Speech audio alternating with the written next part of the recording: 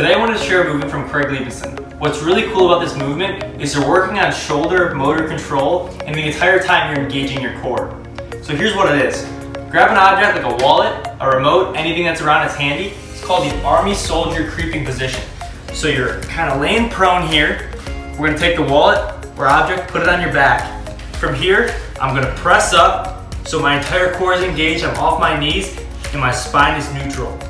Now, without shifting too much from side to side, like I said, it's the Army Soldier Creeping Position. So I'm gonna reach back for my weapon, I'm gonna holster it, and then I'm gonna aim, shoot, and put it back. Then I'm gonna switch to the other side. Same thing, get your weapon, holster it, aim, shoot, and put it back. So like I said, this is a great exercise to engage your entire core, work on shoulder mobility and motor control the entire time.